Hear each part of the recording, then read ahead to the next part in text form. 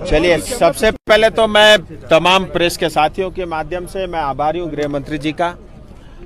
विशेष करके दार्जिलिंग के लिए उन्होंने अपना कार्यक्रम बनाया और उसके लिए कल रात में ही 7:45 बजे बागडोगरा उतर करके रात को सिलीगुड़ी मेफेयर होटल में रुके थे। मैं स्वयं रात को उनसे मिल के आया और सवेरे उनको जो है 10:30 बजे फ्लाइट यानी चॉपर ने टेक ऑफ करना था दार्जिलिंग के लिए।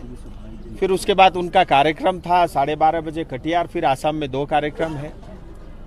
ये सब होते हुए भी हमारे लिए सुबह 10 बजे से लेकर के 1 बजे तक जो है 3 घंटे वो होटल में और बागडोगरा एयरपोर्ट में प्रतीक्षा करते रहे। और इतना भी नहीं, क्योंकि मैं स्वयं पायलट कैप्टन के साथ लगातार टच में था और कैप्टन से बात हुई और कैप्टन ने कहा कि बादल बहुत घने हैं, उतरना असंभव है, बट फिर भी गृह मंत्री जी ने कहा कोई चांस है, ले सकते हैं। और फिर जो है पायलट ने चांस लिया और वहाँ से टेक ऑफ किया बागडोगरा से और दार्जिलिंग के पास आकर के 2 बार जो है राउंड लिया। उसमें भी ट्राई किया किसी तरह एक बार लैंड हो जाए, क्योंकि लैंडिंग का इशू था, टेक ऑफ में ज़्यादा इशू नहीं आता। और इस तरफ से जहाँ से बागडोगरा करीब 17 मिनट का ही रास्ता है, जहाँ से आता है जो रूट है, उसमें घने बादल रहे और हर 5 मिनट में चेंज हो रहा था लगातार मौसम। सो फाइनली रिस्क नहीं ले सकते क्योंकि गृह मंत्री जी का सवाल है, तो वापस अगले कार्यक्रम के लिए वो कटिहार अभी जस्ट लैंड किए हैं।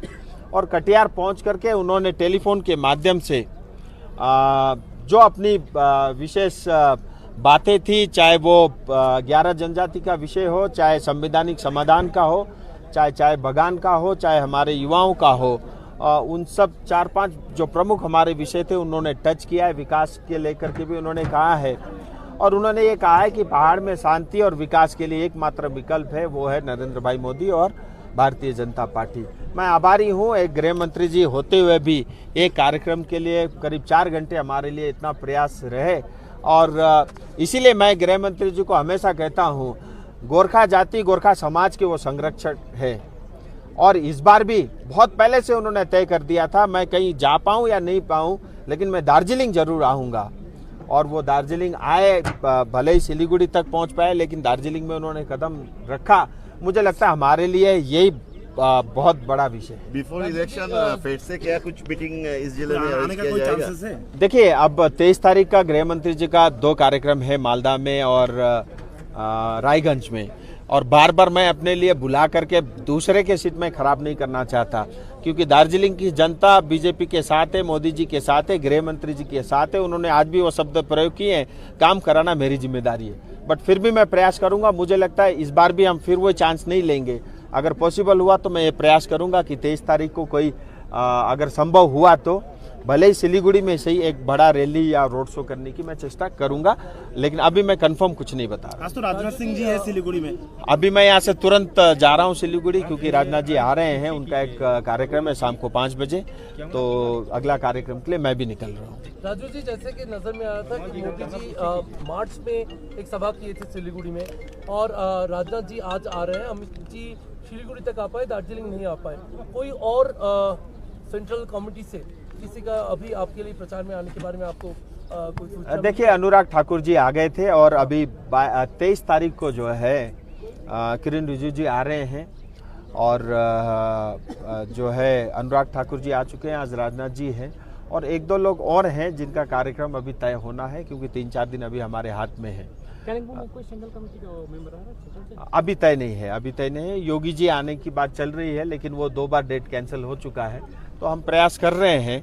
और क्योंकि जनता चाहती है कि एक बार बड़े नेता आए, उनसे मिले, उनकी बात सुने, वो एक सबके मन में एक इच्छा रहती है, तो इसीलिए गृह मंत्री आ रहे थे।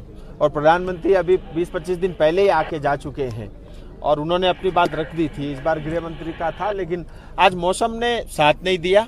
गृह मंत्री जी ने जिस तरह से बोला कि 11 जाति का जो छूटा हुआ है, कब तक ये जो मांगे हैं ये पूरी हो जाएगी? देखिए, आज भी उन्होंने कहा कि वो कंसिडरेशन में है और ये तो मैं भी जानता हूँ वो है और काफ़ी लंबे समय से है और उसमें काफ़ी काम भी हुआ है, लेकिन किसी कारणवश अंतिम क्षणों में हम कराना चाहते थे, वो नहीं हो पाया।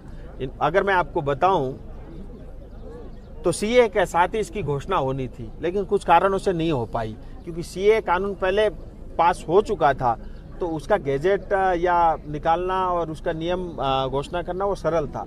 हमारा बिल पास नहीं हुआ था, इसीलिए कैबिनेट बैठने में और उसको पारित करने में दिक्कत आई, लेकिन वो अंडर कंसिडरेशन है, जैसा आज स्पष्ट शब्दों में उन्होंने कहा, वो जल्दी होगा। और मैं ऐसा मानता हूँ 2026 के चुनाव से पहले 110% होगा। और स्थायी समाधान के लिए मैं फिर कहना चाहता हूँ, स्थायी समाधान ना हो इसके लिए टीएमसी पूरा प्रयास करेगी, बीजेपीएम पूरा प्रयास करेगा, क्योंकि उनका जीटीए खत्म हो जाएगा। मैं जनता से कहना चाहता हूं, मैं चुनाव लड़ी इसी रहा हूं कि इस क्षेत्र में रहने वाली जनता को मिले, और मेरा और कोई तीसरा काम नहीं है। पहाड़ का एस्पिरेशन इज ओनली गोरखालैंड। जितने भी आप कह रहे हो स्थायी समाधान हो जाएगा, तो क्या हो? मैं जितने भी हमारे मीडिया के साथी हैं, विशेष करके जो कलकत्ता से आते हैं, शिलीगुड़ी से आते हैं, चुनाव के अलावा भी आया करो। चुनाव के समय आकर के जो है यहाँ पे हमारा गोरखालैंड का प्रयोग करके टीएमसी को बाकी जगह जो जिताने की राजनीति करते हैं, इसको बंद करो। मैं स्पष्ट शब्दों में कह रहा हूँ, और मैं कोई आपको ब्रेकिंग न्यूज नहीं दूंगा, मैं सब स्पष्ट शब्दों में कह रहा हूँ। आज भी गृह मंत्री ने यही कहा, भारत के संविधान में गोरखालैंड से लेकर के सब कुछ है। जब हम बार बार ये कह रहे हैं भारत के संविधान के अंतर्गत समाधान होगा, जिसको समझना होगा वो समझ गया, नहीं समझ रहा है तो मैं कुछ नहीं कर सकता। लेबुन की जनताओं ने जिस तरह से आपकी जो स्पीच सुनी, यहाँ की जनताओं को आप क्या मैसेज देना चाहते हो? मैं आभारी हूँ। मैं कि ये जनसभा सक्सेसफुल हो गया? आज मैं आभारी हूँ अपनी जनता का। मैंने आज तक पहाड़ के किसी भी इतिहास में पिछले 5 साल में इतनी बड़ी आबादी और इतनी बड़ी जनसंख्या मैंने तो अपनी आंखों से नहीं देखी। मैं आभारी हूँ जनता का, दूर दूर से सवेरे से चल करके यहाँ आए, और ग्राउंड में जितने इसके आधे बाहर भी घूम रहे हैं, वो प्रतीक्षा कर रहे थे गृह मंत्री आए तो हम अंदर आए। सो मैं आभारी हूँ अपनी जनता का, और जिन्होंने इतना प्यार दिया है, और प्रोग्राम हिट है। बस गृह मंत्री जी अगर अपने चरण दार्जिलिंग में रख पाते तो और हिट होता, लेकिन कोई बात नहीं, उन्होंने प्रयास किया, मैं उनका आभारी हूँ। जनता से एक ही निवेदन है, हम सब का शत्रु टीएमसी और ममता बनर्जी है।